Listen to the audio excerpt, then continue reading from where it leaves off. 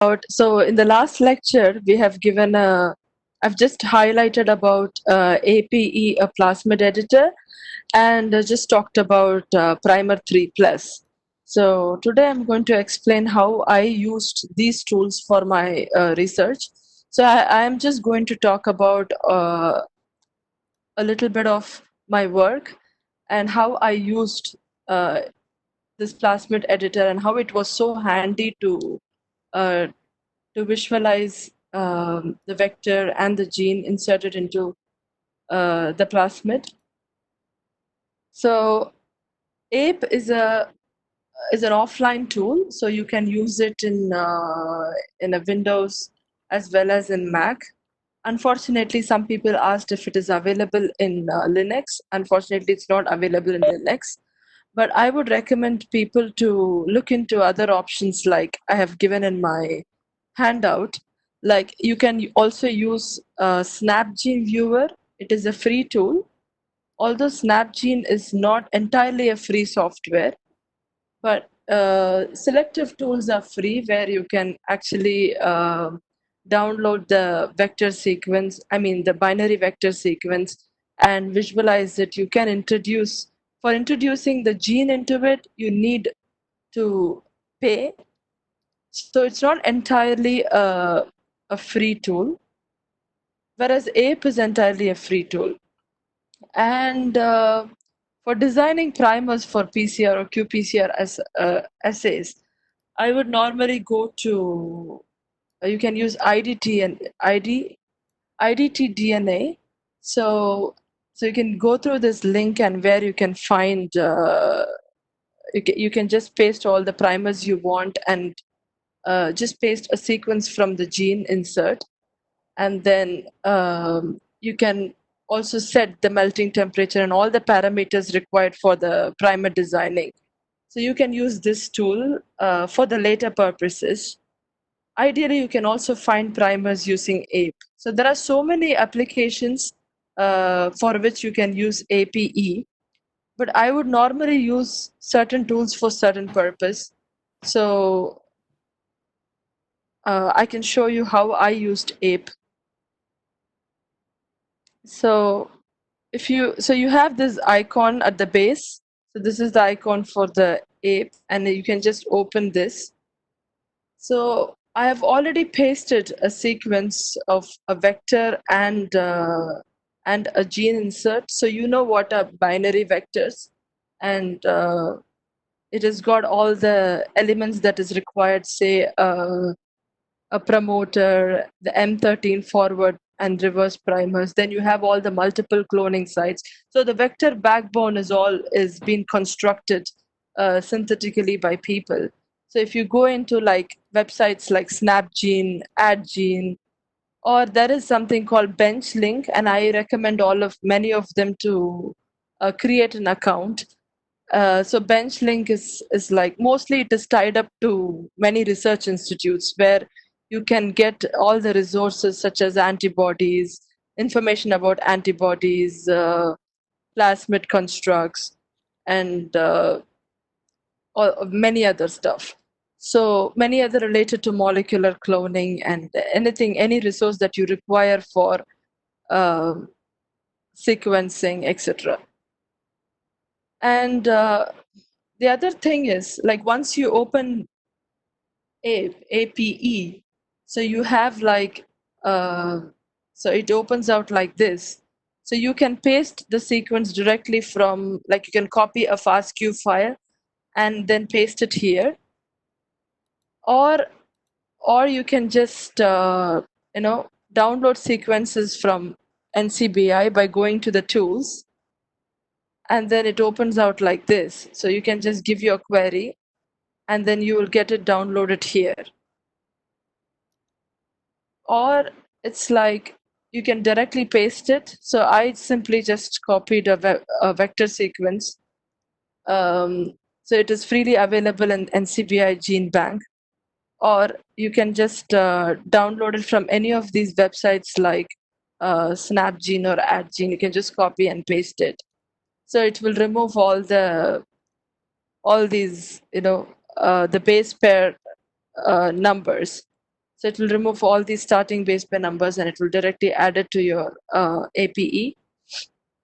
And then what you can next see is like so this is a vector sequence.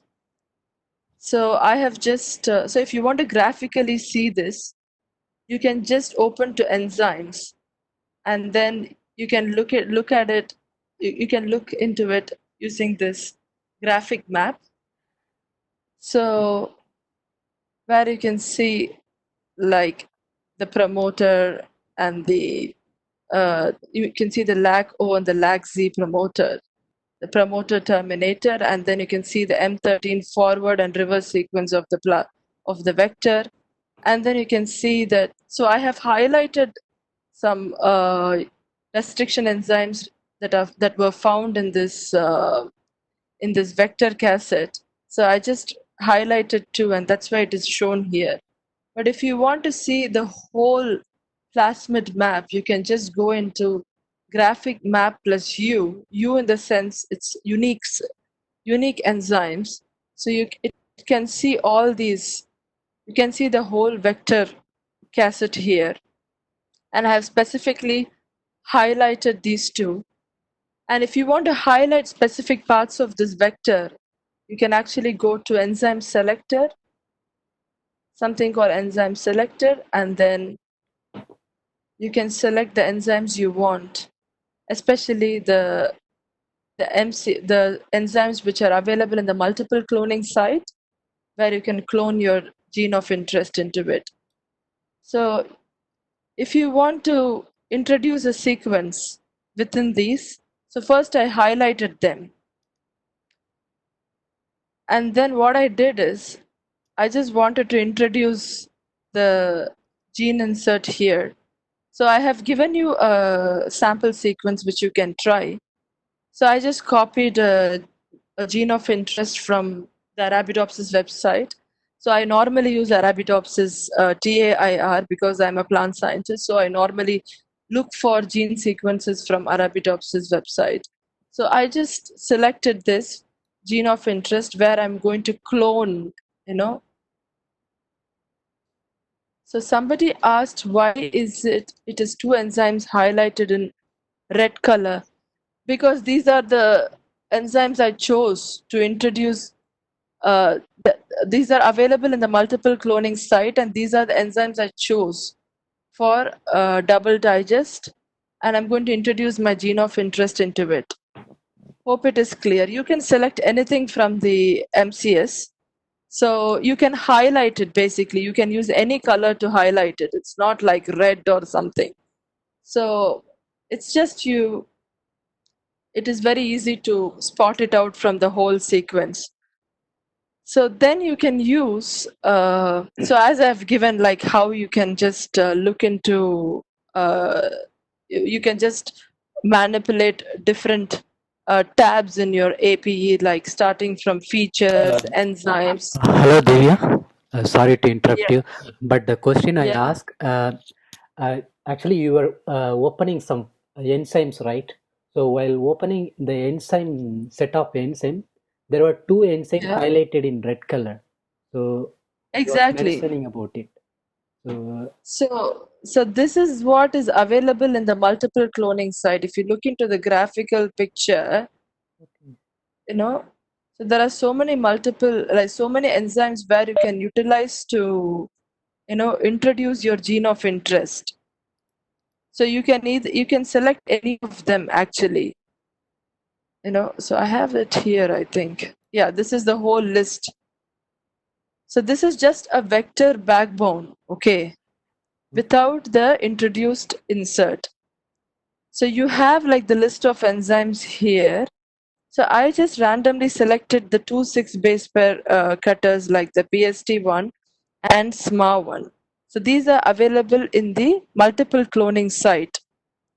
So you can use these enzymes to introduce your gene of interest into the binary vector. So that is why I highlighted here. Hope it is clear, Mahesh. Yeah, Divyashree, yeah. And you have one more question from Miss Aruna. Can we create a new vectors using this app? Uh, Ideally, I have not tried, but you can actually create it. You can introduce the sequences you want to, and then that creates a backbone of itself. So you can view all these things here, basically. So you have to put all the bits and pieces into this uh, into this window, and then you put everything, and you can see where your vector. You can just analyze where the location of every single parts of the vector is. So you can do it ideally, but I have not tried it. Okay. So and so that's why I have just highlighted them in red. So and here, and where my cursor is, I'm going to put my insert sequence. So I have another file where I have just introduced the insert sequence. So let me check that 1 second. So where here, so this is the recognition sequence for PST1. So where, if you just keep the cursor here, you can see what the restriction enzyme is. And then this is the recognition sequence for the SMA1 I selected. So, and then I have just placed my gene of interest here. So you can basically select this gene of interest here, and you can also like add a new feature to it. For example, wait. So you can add a new feature to it and say this is the gene insert, which I have already done. So you have all the features here. You have the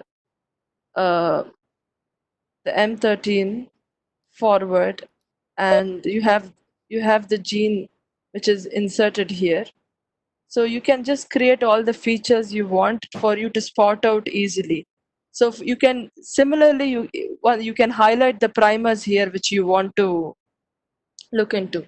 You can just copy and paste it in between those. So for the insert, if you want to introduce it, you can just copy and paste it here where you want to position it. I hope it is clear. Okay. Actually, can you point out where exactly copying? So I'm just copying, so I can show you from the other one. So I'm just pasting it here. So this is one restriction enzyme recognition sequence, and this is another restriction enzyme recognition sequence. You can ideally use one restriction enzyme itself to introduce your insert, but the thing is double digestion is always very useful. Like you can make sure that the position is always in like the 5' to 3' direction of the gene is always exactly introduced, whereas if you use one restriction enzyme, you have to select colonies which are in the positive or in the forward or the reverse direction. You have to look for it. So you can always make use of two restriction enzymes when you're cloning. So if you use one of them, you have to select for the colonies while you want to sequence them, while you want to check whether the insert has actually gone into the vector. So these are adjacent to each other. So I have just introduced the insert right here. You can just copy and paste it. Just copy it from your Word file or anywhere else from your NCBI, from your gene bank ID itself, and then paste it here. Or else you can also use this feature called make features from FASTA search file. You can just load a FASTA file in it, and then add all the features you want. The features in the sense you can add the gene of interest into it.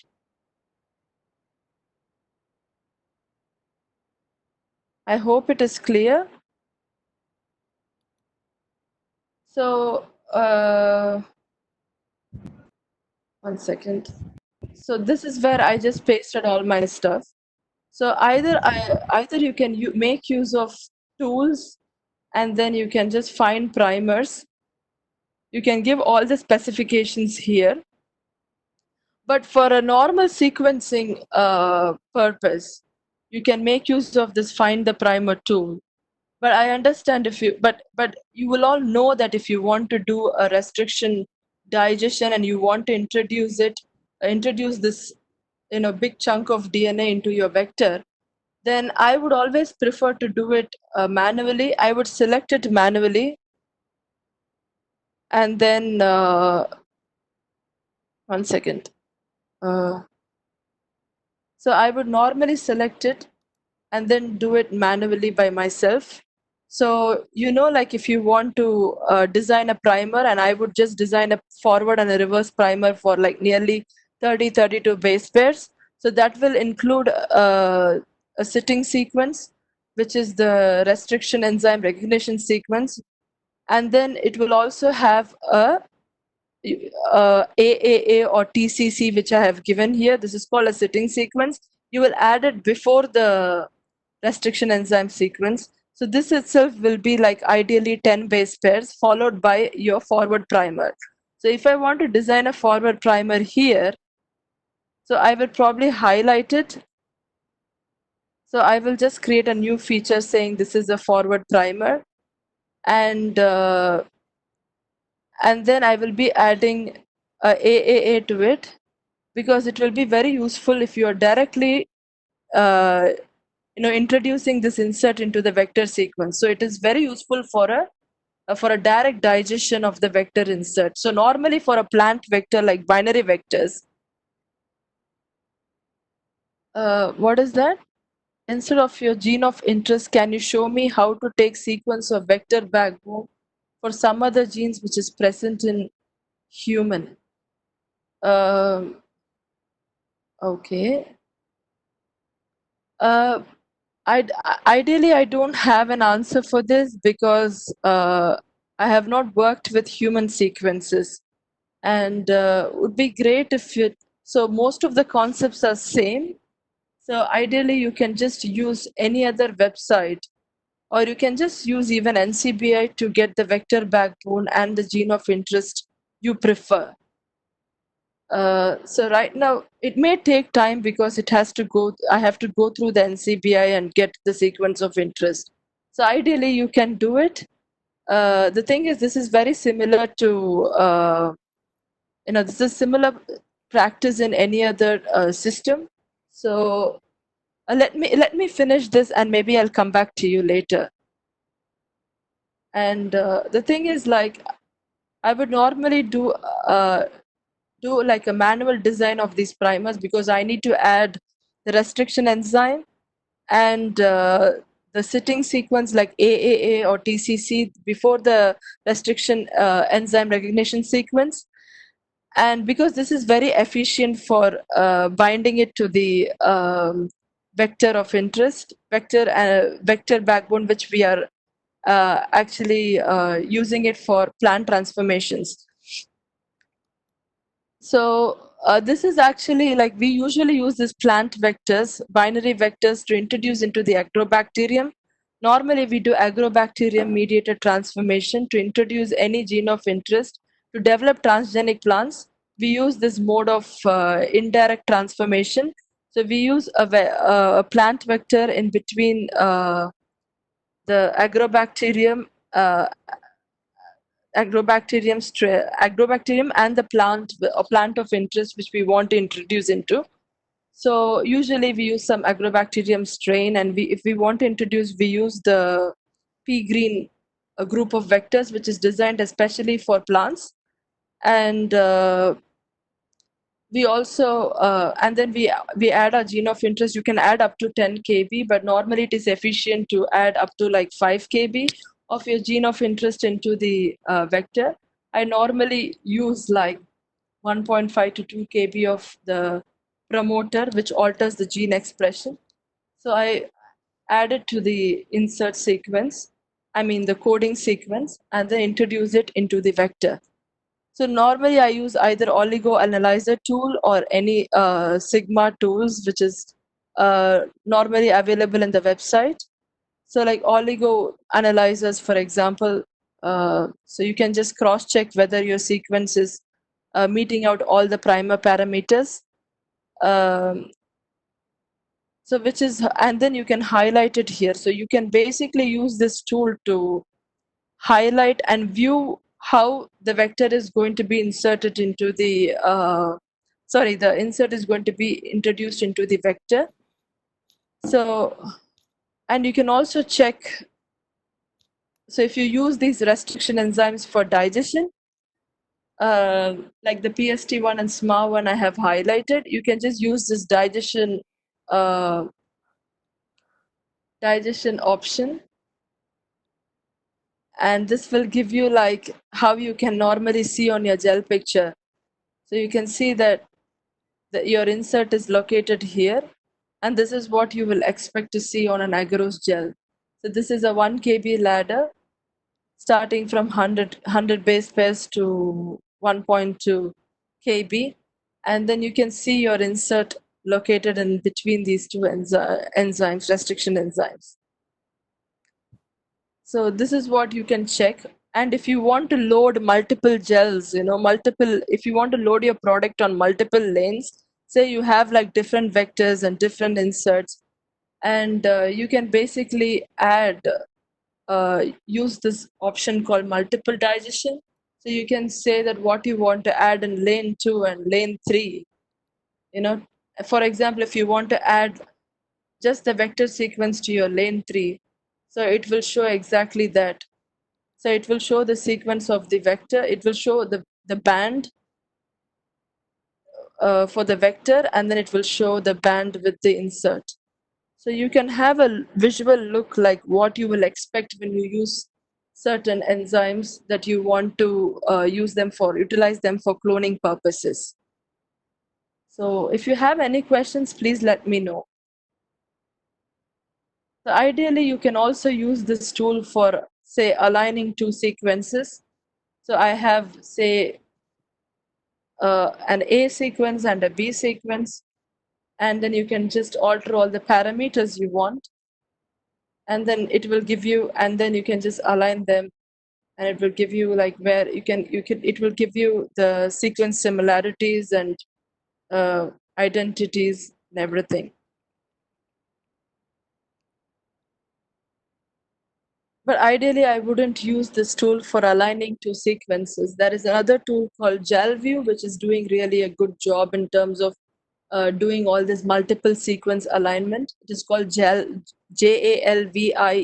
It is also a free tool, which you can download it offline. So I would normally use that tool for multiple sequencing alignment. Here I normally I just highlight all the enzymes I wanted to use for digestion, restriction digestion, and also like if you want to reverse the sequence, if you want to reverse complement the whole sequence, you can just use this tool to do the reverse complement. Go to edit and just do it reverse complement. And like there are just simple features that you can see it here basically, and you just have to play around to see where exactly you want, and what exactly you want to do in this particular tool. So if you want a text map, you can also have a linear text map, like it will show you all the enzymes in linear format. So it will show you all the enzymes and the lag Z promoters and all those, and its directions, where the direction of the lag Z and the M13 forward and reverse reverse primer sequences will all be depicted in the linear format basically. So usually this actually helped me design a lot of primers in between the gene insert for sequencing purposes. So if I want to sequence the whole thing, the whole gene, so I actually try to design primers in between. So I know that what kind of product and what kind of product I would expect from the sequencing data. So you can use them for highlighting your primers on it, and you can visually see where these primers are also located. You can give them a different color, and you can probably highlight where your promoter is. You can highlight, for example, if this is the promoter of this gene sequence, then you can just highlight saying this is the promoter by adding a new feature to it. Say this is a promoter, and you can give a different color to it, something like that.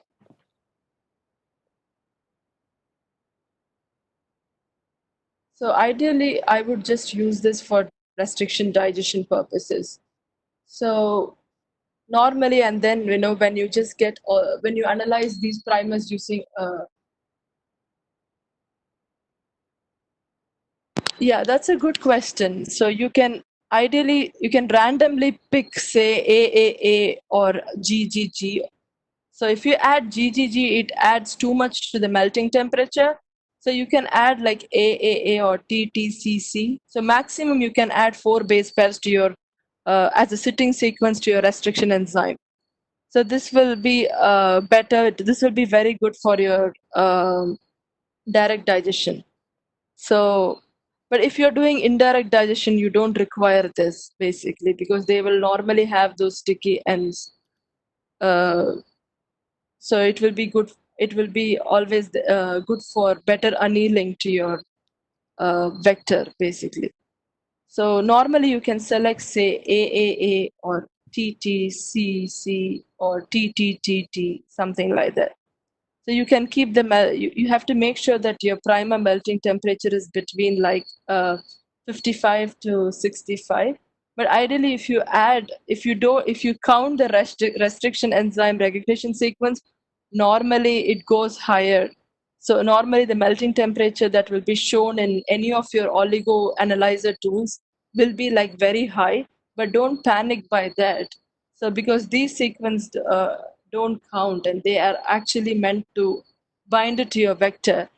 So your primer sequence, which should be like at least 25 base pairs, without these let me go on. So without the sitting sequence and the restriction enzyme recognition sequence, should be between like 58 to 65 degrees. So the sitting sequence is actually, so I have an Excel sheet which I pulled out from my uh, from one of the experiments I did. So you can see um, this highlighted table here. I hope everyone could see this. So this is my this is my primer from the gene sequence, and I have used PST1 and SMA1. This has always been my favorite enzymes, that's why. So, and then the recognition sequence for it is CTG-CAG, which I have underlined, and the sitting sequence is just before this. So what I have just highlighted it is AAAA, or like this TCC. So this can be like between 2 to 4 base pairs. That is just before your restriction enzyme recognition sequence. And this is your primer sequence, which is from your gene of interest. So I would normally design these primers manually and check them using the tool which is available in the website, or in the website where I'm going to order my primers basically. So I would restrict my GC percentage to 50 to 60, 40, 45 to 60%, and my melting temperature like nearly like up to 65 it can go. So yeah. So this is I hope it is clear. And what is the other one? Which Uh, other question? yeah, Divya. But the sitting sequence, it's always starting of the sequence. Yes, Okay, usually it is added to the 5' end of the primer. okay, okay. So, what are the steps to select restriction enzymes? So, enzyme selector. Exactly. So you go to the enzymes, go to the enzyme selector. So you have the options, whatever is available in your vector map. So this is where I have another one that is, yeah. This is where all the options are given. So you can select your restriction enzymes within the multiple cloning sites. So you can select it from here. So you have all these HIN3, EcoR1, whatever. So you can select whatever you want to clone your gene of interest. So I selected PST1 and SMA1. That is just, you can select based on what is available in your lab and that is given in this list.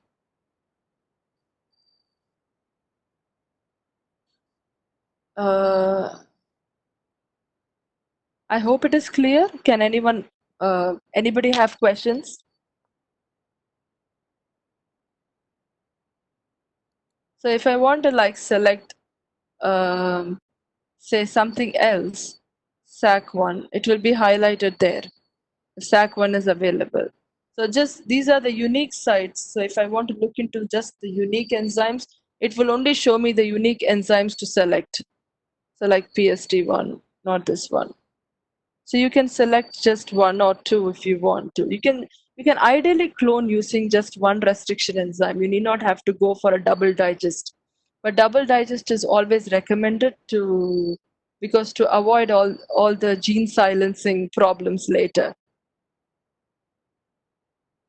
Because if they are cloned the other way around and like say in reverse direction, and then once you just introduce it into the transgenic plants, then it may not show the level of expression you would want to see. So ideally, it depends on in which direction you want to clone your gene of interest. It's ideal to go for a double digest. So hence I chose like 2 enzymes to clone my sequence of interest. So anybody? So ideally for all the sequencing purposes, you can use either say another tool called Primer 3 Plus. So I have again pasted a chunk of the sequence which I have used before, and you can always use any sequence, and then you can give the parameters above here. Say cloning, if you want to do cloning or sequencing. So if you want to just do sequencing, for example, you just want to find you are just doing an E. coli cloning of your gene of interest, and you want to check whether you have inserted your sequence, and you want to use different primers for it. So you can just say sequencing, which is just like Sanger sequencing. Ideally, you can use a GenBank ID here, and which will directly paste your sequence, or you can upload any sequence from your FASTQ. You can upload any FASTQ files from any stored folder. So, and say I have just pasted a sequence, you can directly copy it from NCBI and then put it here, and just you can do all the play with the primer parameters you want. You can just decide a product size, say like 400 to 500, and then you can just give all the parameters you want here, and then say pick primers.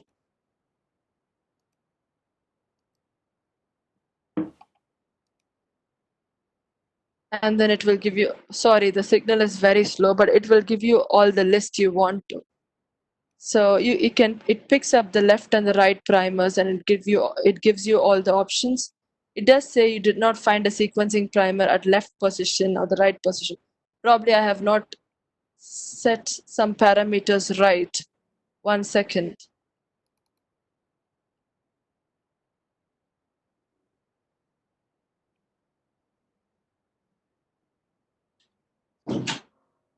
So it just says like you can pick a left primer and a right primer, which we normally use.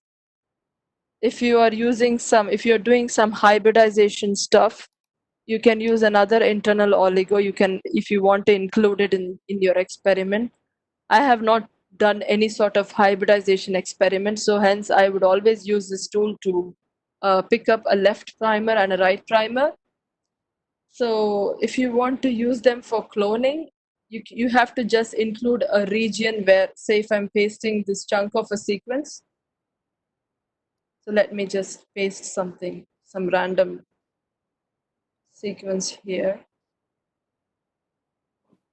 And then if I want to include a region which I want to clone, so I can just put it like, this flower brackets. Say I just wanted to clone this part of the sequence here. So ideally, if you just want to clone specifically the full gene, you have to take some bits from, from the promoters, from other parts of the whole gene. If you want to just clone only the CDS sequence, for example, or if you want to clone the whole gene, which includes the promoter, the untranslated regions in the 5' end and the 3' end, then you have to pull out some sequences outside, I mean in the flanking regions of the gene.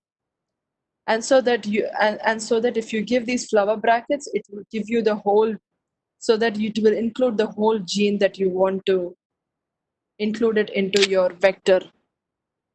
So if I just say like include these, probably this is not enough, but I'm just giving, you have to introduce a big chunk of a sequence to pick out exactly really good primers for you. So maybe I'll try giving it like this,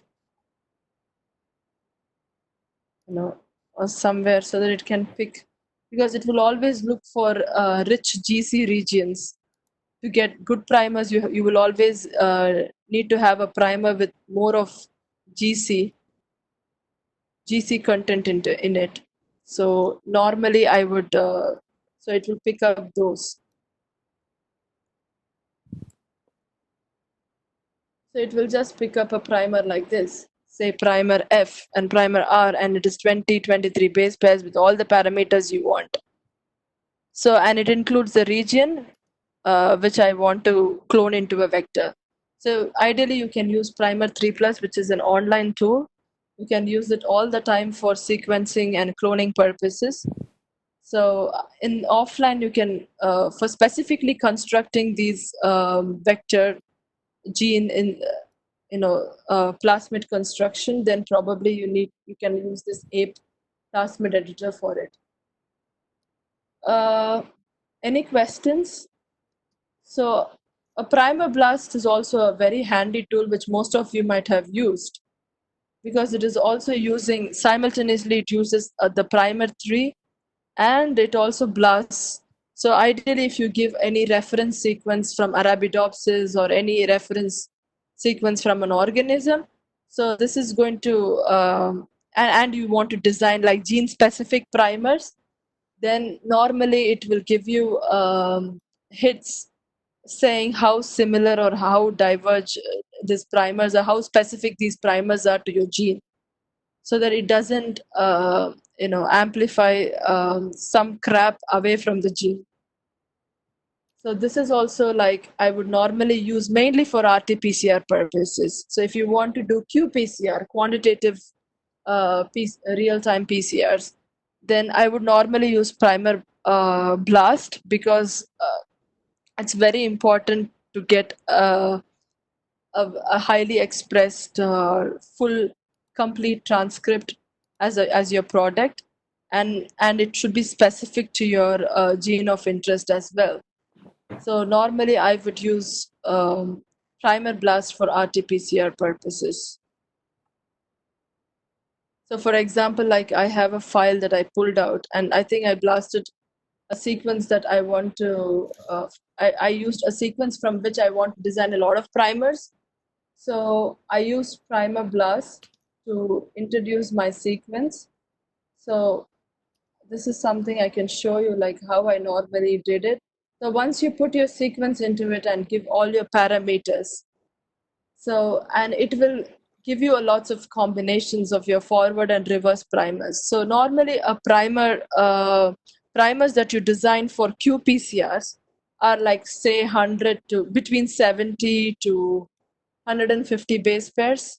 Normally, if you want to design primers for these assays, so ideally it will give you a lot of options between 5 prime to 3 prime end. I would normally select primers mostly to the 3 prime end, because when you just do your RT-PCR, you are actually making use of the cDNA, which is the complementary DNA. So using oligo DT primers, so which you might have heard, so which is being used for your RT-PCR reaction. So usually while you use your oligo DT primers, it is always priming towards the poly A tail of the target mRNA,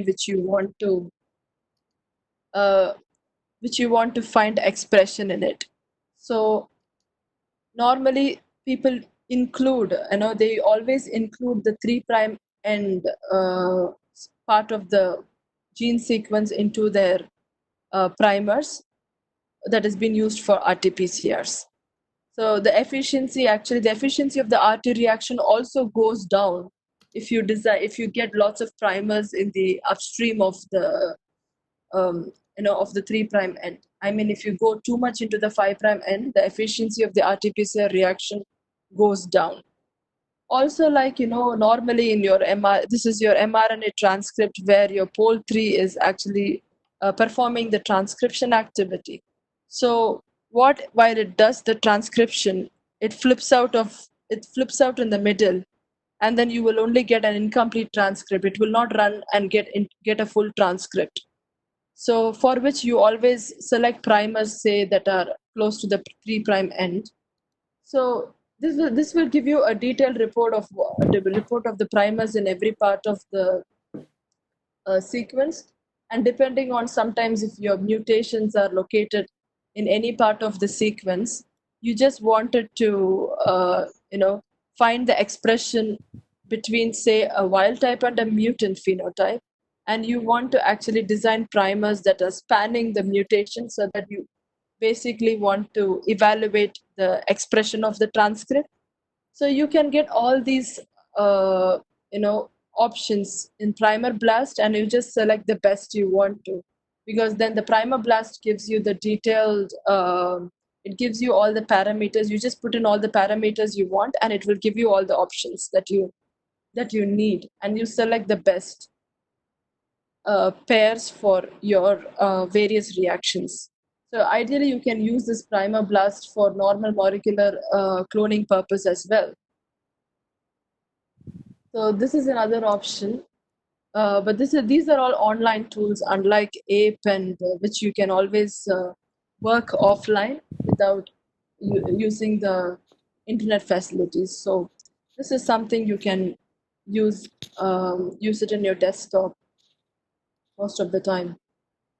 So ideally, I would use APE for restriction digestion purposes. You can use different tools for a specific purpose that you want to utilize it for. So any questions?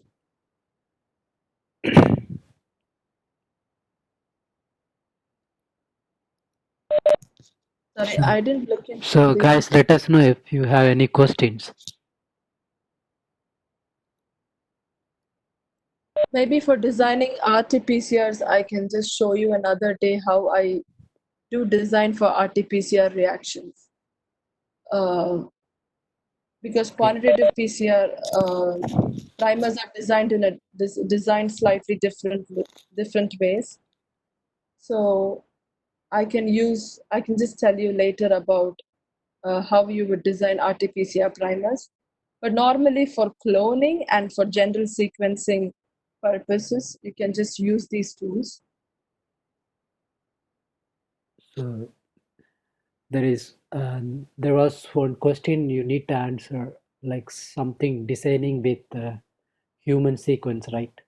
You told that Yeah, will come after. exactly. Yeah, exactly.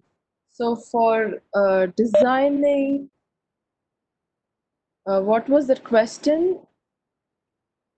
Um, I see. okay, so I don't have the vector backbone, but backbone for what they use normally for human genes of interest.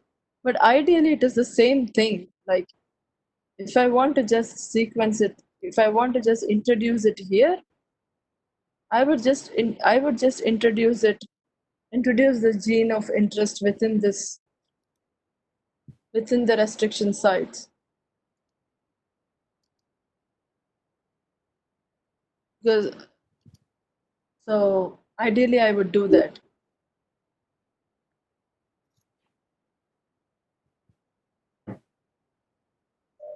Hello, Divya.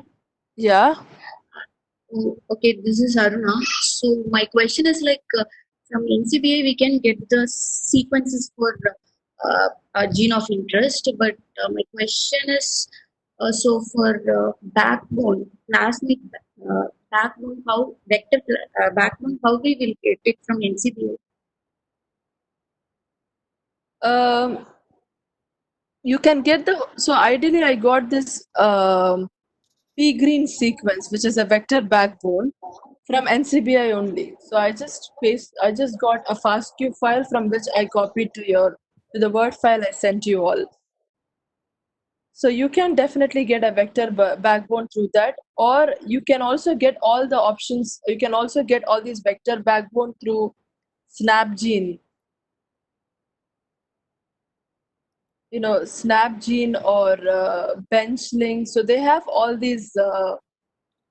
uh, all these. I have given some options like add gene and snap genes, right? So they have uploaded a lot of vector maps, their backbone and their sequences, so you can view them through them as well. So you can copy those sequences from those websites and you can drop it in ape. So you can also, if you just type the vector backbone you want in NCBI, it does have all the vector sequences in NCBI. So if you want me to show, for example, so let me open into NCBI. So I just want uh, pea green. So this is the vector I normally use.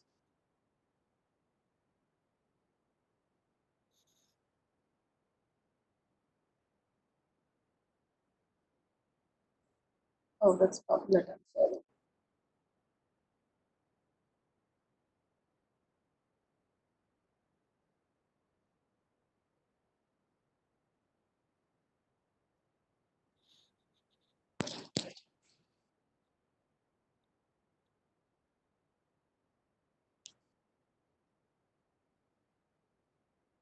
So you can get pea green nucleotide primers like this. Actually, this is just a pea green vector.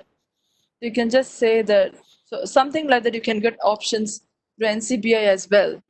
So I just wanted to get the vector backbone. I just want to get a FASTA file to be loaded into the AP plasmid editor. So you can just get, this is not the sequence which I have given in the Word format. This is just a pea green vector, which I would normally use it. So you can get it from the Gen Bank ideally.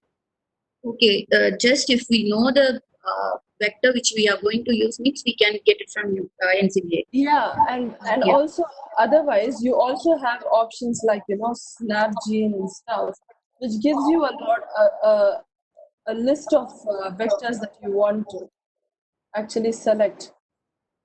So this gives you a lot of options as well. So I just downloaded a SnapGene viewer, which you can download it in Mac or Windows or whatever. So, this gives you a list of vectors as well, so you can view them in it.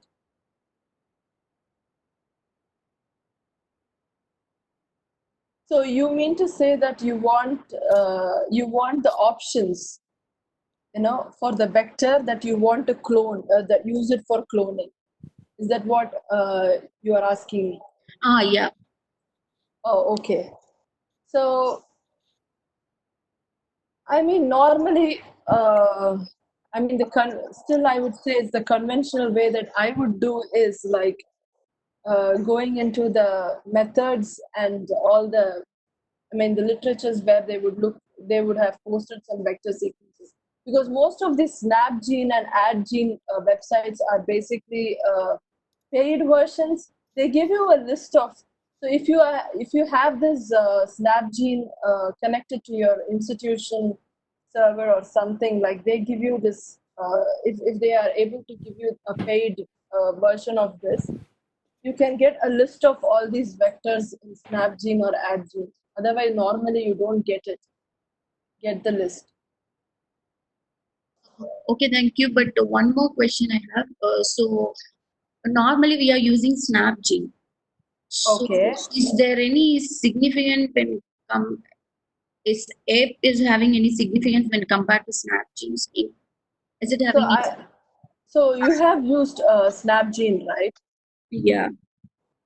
So okay. Ideally, if a SnapGene viewer is not entirely a free tool, okay. But if you have the paid tool, it's well and good. You can go ahead with that, because it's just like a single workbench where it has all the, you can view your plasmids, you can just add your inserts into it. You can just view all these graphical maps using your SnapGene viewer itself in your paid version. So I would recommend, say, SnapGene, CLC Workbench, CLC Genomics, where you can do all sort of, even you can analyze sequencing data. You can analyze multiple sequences using CLC Genomics Workbench, and also you can use DNA Star. So these are all paid versions basically. So if you are already using this paid version and you have it, I think you can use them. That's well and good. You have all the features. You can import new DNA files from the SnapGene website itself. Uh, Otherwise, if you want, this is a free tool. If you want to just add new sequences from the NCBI, if you want to add a FASTA file to it directly from NCBI, you could use APE. So this is a free tool entirely. So where you need to post your vector sequences into it. And you can say and you can introduce your inserts and just check how it is going to perform. You can virtually see the restriction digestion, you know. And if not, you can also design primers. So SnapGene is definitely an amazing tool. So if you're using it, keep using it. But it is not freely available to everyone. So they can make use of tools like APE. Ideally, I would recommend people to also create an account to these groups called Benchlink, BENCHLING, where people keep posting a lot of these vector sequences, information about antibodies, and they also share, and so you can always get those resources from Benchlink as well. So it does say something like, what is that? It just say Benchlink. So you create an account. So I was using Benchlink. Some organizations so when I was in Cambridge, look, they have an account where a group account where everybody signs to it, and we keep posting, vector sequence, known antibodies, and people keep posting their um, their information as well. So this is like a cloud, a cloud which is extensively used for R&D. So you can sign up this, and then people keep posting all the information you want. So you may find vector sequences from them, vector backbone sequence from them. So like you can all, like in the morning I found a pea green sequence from Benchlink as well. It's something like that. So this is a very useful platform as well to get all your information. So this is to say that if you don't want to go for a paid version, like for your like Snapgene or CLC, you always look for free resources. And in the sense, signing up to these cloud and using these offline tools are very helpful. These free tools are very helpful, and online tools like Primer 3 Plus is also very helpful. These are very, very simple tools anyway. It doesn't require much of explanation because you just explore it by yourself. You just keep playing with all those parameters which you set for designing your primer. So it doesn't require like a very detailed information or like anything that is that you would normally pay more attention, like any bioinformatics software or something like that. So this is it. If you have any questions, please let me know.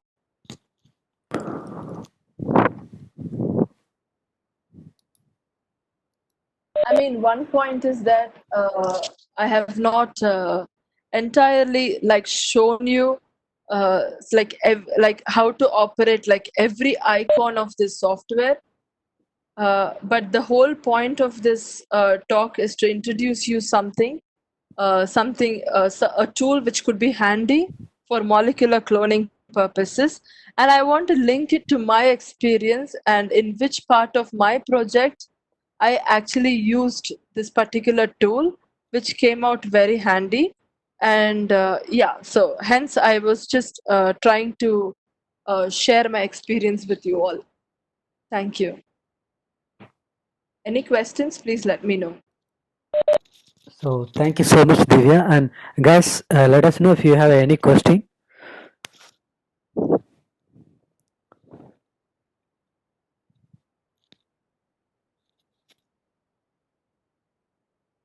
So there is one question. Okay, I got it. Yeah. So how to pick primers based on delta G values for self-dimers and cross-dimers. Ideally, you don't want to, pick primers which lead to self-dimerization. So, I mean, like the parameters which you normally fix, you can just say that you don't want a primer to go through self-dimerization or cross-dimerization. So you have options to say, options to remove it. You don't want to self-dimerize your primers. So it need not have to, otherwise it will form some secondary structures, some hairpin-like structures. So you don't want them to happen. So ideally you can specify those options in those oligoanalyzer tools actually. So it does give you indication. So if you're like manually picking up primers and you don't check those parameters, then ideally yes, you would. If you have a lot of repetitive sequences like A, or something like this in your primer, then it can lead to self-dimerization.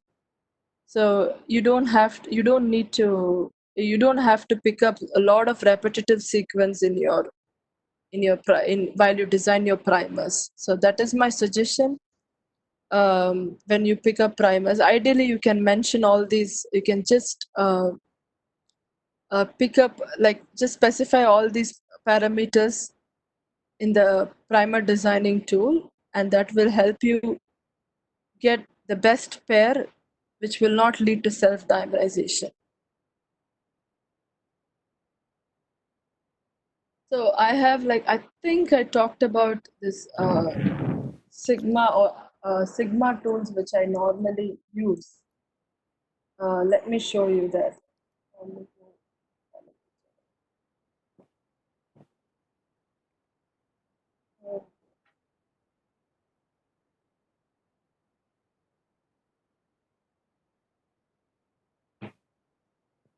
So I would normally say order primers. If I want to order in tools or something like that, you are not going to order it. But the thing is that, so if I would paste, say I would paste a sequence here that has G A T C P T G G A A T C G, something like that.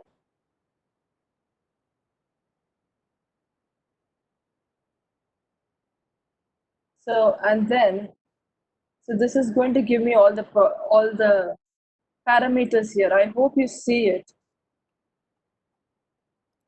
So it will give you, say, the number of bases is 20 and molecular weight, and it says it doesn't this formation of the secondary structure is very weak. So this one of the primer pairs will not lead to formation of the secondary structure. So it will not form a primer dimer as well. So hence it is a good primer pair. So you can always get these information when you just paste your primers onto these websites. So anyway, ideally people used to order these primers through Sigma or something like that. So they always have these oligo evaluating tools. So you can put your primers into it and check if these primers can form primer dimers or not. So ideally, it's like a trial and error method. So it will help you check before you design every primer. So you cannot go wrong, and you need not have to waste your time designing more. Without checking, don't order your primers because they might be cheaper, but the thing is that they are going to, then you have to try most of them anyway to find out which one is the best. So ideally, this can give you an indication that your primer will definitely work to amplify your product efficiently. I hope it is clear.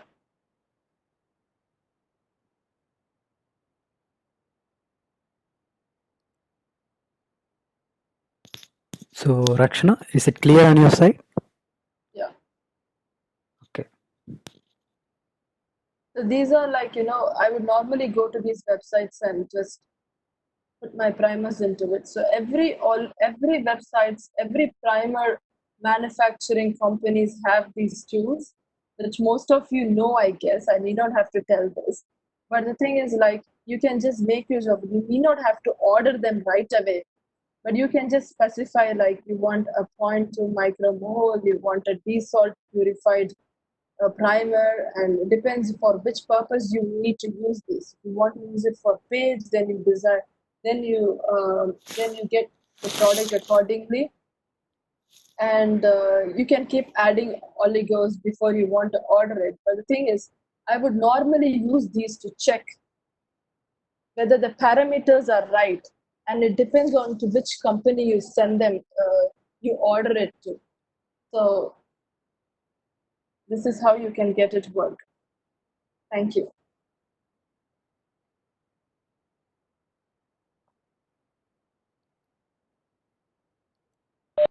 Guys, any more questions?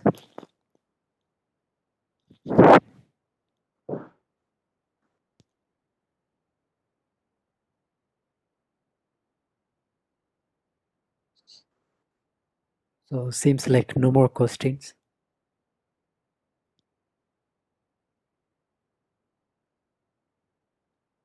Yeah. Any more questions, and any more tools which you want to know, please let me know.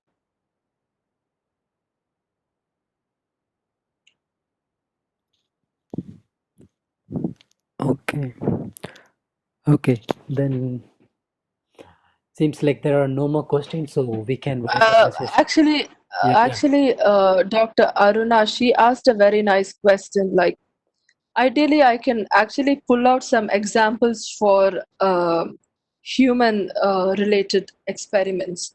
So, because I'm so much into like using my plant materials, plant related materials for all these examples, because it is actually available with me. So, and it's my comfort zone as well. So, uh, that's why I always pulled out sequences that were related to my projects, or something that I always pull out from the website that I normally use. So, but maybe for next time, like for maybe if I want to explain about RT-PCR or something, how to design primers for RT-PCR, then definitely I can use a human genome sequence or a human gene sequence for it. It requires a little time to just to look into the normal websites to go to. That's why the normal websites that are used for pulling out human gene sequences. Ideally, you can get all these sequences from NCBI, but for example, even though you have all these Arabidopsis sequences available in NCBI, I normally go to the TAIR website, which is exclusively for Arabidopsis. Just like just I have the confidence that it cannot go wrong. That's why.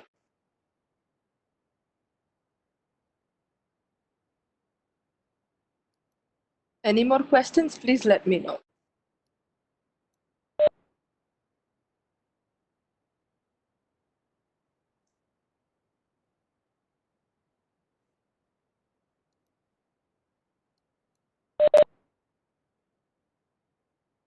Okay. So seems like there are no more questions.